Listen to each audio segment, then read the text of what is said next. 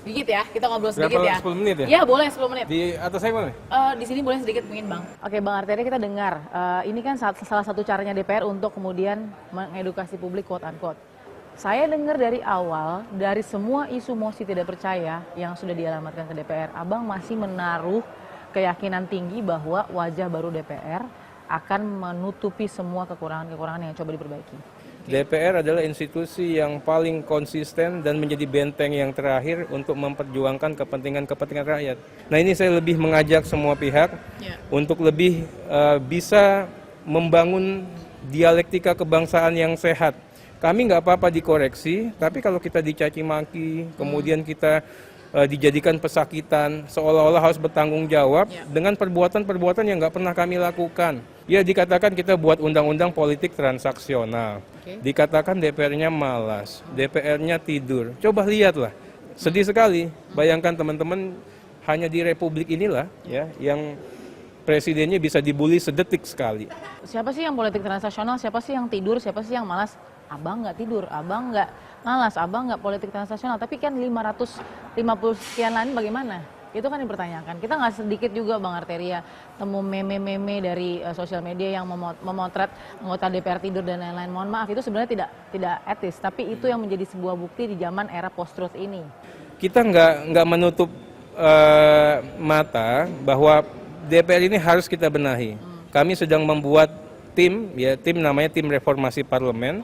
Bagaimana parlemen itu tidak hanya kuat, tidak hanya bisa legitimate, tapi parlemen itu menjadi bagian dari kekuasaannya rakyat. Penyematan yang mungkin tidak enak didengar oleh Bang Arteria dan teman-teman di DPR sebagai wakil rakyat, mosi tidak percaya kepada DPR dan menunda seakan-akan angin surga begitu ya bagi para pendemo, bagi teman-teman mahasiswa, adik-adik mahasiswa dan aktivis dan lain-lain sampai katakan Oktober awal atau ini seperti nggak sedikit juga Bang yang bilang bahwa ini kasih PR banget nih buat anggota DPR yang baru.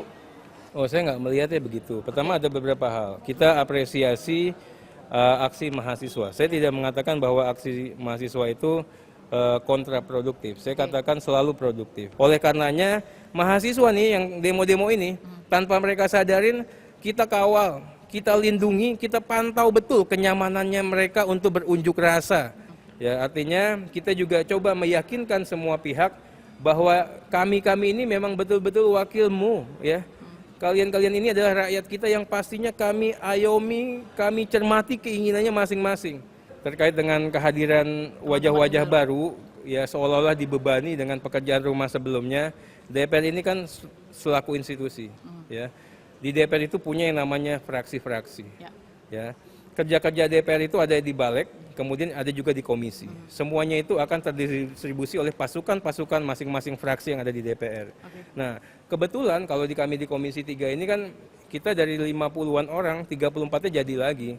Nah, mudah-mudahan ya konfigurasi politiknya tidak jauh berbeda. Utamanya lagi ketua umum partainya nggak jauh berbeda, sama semua. Tapi utamanya lagi berbeda, presidennya sama semua. Kualitasnya yang harus berbeda. Kualitas DPR wajib hukumnya untuk perbaikan. Saya yakin kehadiran teman-teman ini darah segar dan saya yakin juga teman-teman ya rakyat Indonesia terutama pemirsa TV One harus optimis ya dan dukung kami terus karena apa dari sejak awal kita berangkat ke rumah ini nggak ada pikiran lain selain mengabdi dan berbuat baik. Kalau saya pribadi kita pengen buat legacy kebangsaan. Ya legasi kebangsaan agar bisa dikenang sama anak cucu. Jadi jauh ya kalau kita pikiran untuk membela kepentingan atau kelompok tertentu. Kita lihat bagaimana kerja keras Bang Arteria dan teman-teman untuk melunturkan mosi tidak percaya yang kemarin disematkan ya Bang. Ya mohon terus doa, bekerja. mosi tidak percaya kan bagian dari persepsi dan pendapat publik harus kita terima sebagai bahan introspeksi.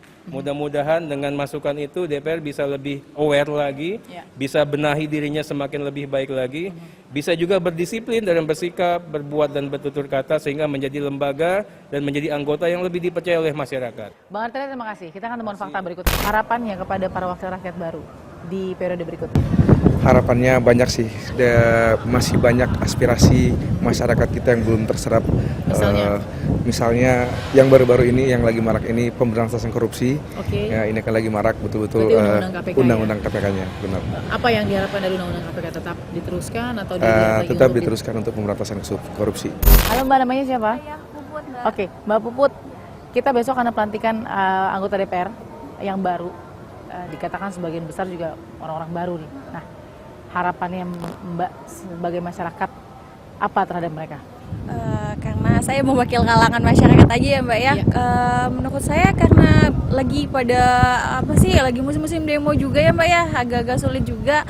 Jadi untuk harapan kedepannya untuk meminimalisir keadaan atau masalah-masalah yang ada di masyarakat, lebih baik para pemimpin tuh turun ke lapangan langsung, terus cari turun ke lapangan kayak gimana. Masalah apa sih yang dirasakan Mbak Puput sebagai masyarakat? Kalau misalnya saya sendiri sih merasa aman-aman aja, cuman kan kita beda perasaan ya Mbak ya, belum tentu sama teman-teman yang lain juga sama perasaannya. Mungkin mereka sendiri merasa nggak aman karena mereka pikir wakil-wakil mereka tidak turun ke lapangan karena nggak bisa ngelihat kondisi di lapangan seperti apa. Jadi makanya mereka tuh banyak demo-demo kayak gitu. Baik, terima kasih ya Mbak Puput ya atas waktunya ya. Saya ikuti ya, ini DPR setelah kemarin menunda, kita lihat banyak sekali diskusi publik juga. Memang benar, message-nya satu, mau edukasi. Yang dianggap DPR tuh rakyat nggak tahu. Sampai sekarang rakyat juga masih memberikan representasi rakyat kemarin dari teman-teman mahasiswa ya, sama aktivis, menyematkannya mosi tidak percaya. Nah pertanyaan saya Bang Fadli merasa nggak Bang, mosi tidak percaya itu bukan pertama kali nih masuk ke gedung DPR? Ya mungkin itu hal yang biasa dalam demokrasi ya. Ada satu tuntutan, ada labeling dan sebagainya. Namun ke depan saya kira harus ada juga dialog untuk melihat apakah ini tidak salah alamat gitu ya. Harusnya yang di mosi tidak percaya itu siapa? Karena undang-undang itu bukan dibuat hanya oleh DPR. Ini banyak masyarakat tidak tahu. Seolah-olah undang-undang itu hanya kerjanya DPR. Tapi kan pemerintah Hanya 50%. 50% adalah pemerintah. Bahkan pemerintah lebih kuat. Dalam sistem presidensil, semuanya ada di tangan presiden. Bahkan presiden bisa mengeluarkan perpu yang memveto undang-undang itu. Jadi bola di tangan presiden, bukan di tangan DPR. Tapi kenapa semua... Apalagi kemudian presiden mempunyai perwakilan partai-partai yang memang pro kepada pemerintah di sini. Dan itu jumlahnya mayoritas. Dan yang mengusulkan juga partai-partai pemerintah. Kita tahu, kita sadari pada saat paripurna undang-undang KPK juga, Gerindra nih ya, Bang Fadli kan juga setuju. Tapi ada catatan. Iya, saya kira cukup banyak catatannya gitu ya. Tapi akhirnya setuju. Tidak walk out. Iya, karena ada beberapa hal kan memang kita memerlukan sebuah evaluasi. Persoalan juga adalah timing. Nah, tapi semua itu yang mengusulkan sebenarnya adalah dari fraksi pemerintah. Bahasa tunda ini kan hanya hitungan hari. Nah bahasa tunda ini disepakati nggak sih sama 560 anggota DPR? Loh, kan di DPR ini tidak mau, pimpinan DPR itu juga bukan bos-bosnya dari anggota DPR. Itu yang banyak orang salah. Kita adalah speaker. Ya, anggota DPR itu punya kedaulatan mutlak. Nah, yang memegang itu adalah kebijakan-kebijakan di fraksi sebenarnya. Nah, fraksinya kemana? Kemudian mayoritas berkumpul di mana? Berpihak pada siapa? Itu yang terjadi di DPR ini. Jadi kalau ke depan pun menurut saya, kalau nanti fraksi-fraksi pendukung pemerintah yang menjadi mayoritas ya tentu tinggal mereka ibaratnya oper-oper bola saja gitu. Bang Fadli kan akan terus melaju.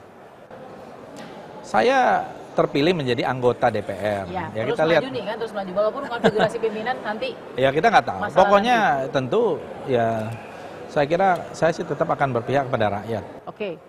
Terus melaju iya. Nah, datanglah kemudian daerah-daerah baru, angin-angin baru nih, kemudian baru datang sini.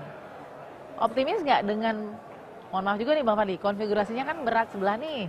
Ya, kita lihat lah. Nah, mau suara apa yang bisa dihasilkan, warna apa yang bisa dihasilkan dengan konfigurasi yang sudah semuanya ke pemerintah? Ya kita harus memberikan chance, kesempatan. Pemandangan paripurna undang-undang KPK yang pada saat disahkan itu yang akan kita lihat terus.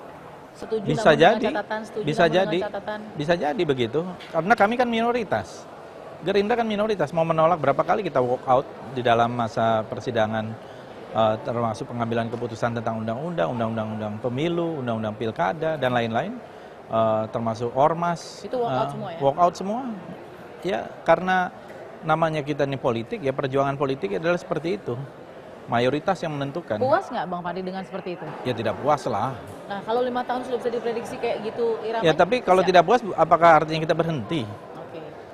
Saya kira kita harus berjuang terus. Pesan nih Bang Fadli, pesan buat formasi baru anggota DPR. Saya nggak tahu, ini banyak sekali nama-nama juga yang baru. Banyak artis juga yang masuk Bang. Yang saya nggak tahu juga backgroundnya untuk menjadi wakil rakyat seperti apa. Bang Fadli bisa optimis dengan posisi itu? Saya kira wakil rakyat itu bukan sebuah pekerjaan, tapi sebuah mission. Mission untuk kepentingan rakyat. Kalau di sini dianggap menjadi pekerjaan, menurut saya nggak akan meninggalkan legacy apa-apa. Apa sih list yang bisa dijadikan, coba kalau Abang katakan legacy, apa yang menjadi legacy? Yang sangat deserve dikatakan legacy dari DPR? Ya banyak ya. Misalnya undang-undang. Pengawasan terhadap pemerintah supaya dia tidak menjadi otoritarian. Karena kalau tidak ada check and balance pasti demokrasi kita hancur. Berhasil nggak? Sejauh ini saya kira ada keberhasilan itu dalam soal check and balance. Tapi kalau tidak di stop, tidak dihambat, tidak kita kritik, mungkin sudah jadi kemarin-kemarin. Oke. Gitu ya. Bang Fadli terima kasih. Terima kasih. Sudah berbagi dengan fakta. Terima kasih. Kita akan lihat bagaimana wajah-wajah baru nih, bukan hanya penerusnya Bang Fadli juga ya, tapi juga akan bekerja lagi dengan Bang Fadli karena Bang Fadli sudah terpilih lagi ya dan melaju terus jadi anggota DPR periode 2019-2024. Kita lihat Bang janjinya dan kita nantikan ya. Insya Allah. Kita akan temuan fakta berikut.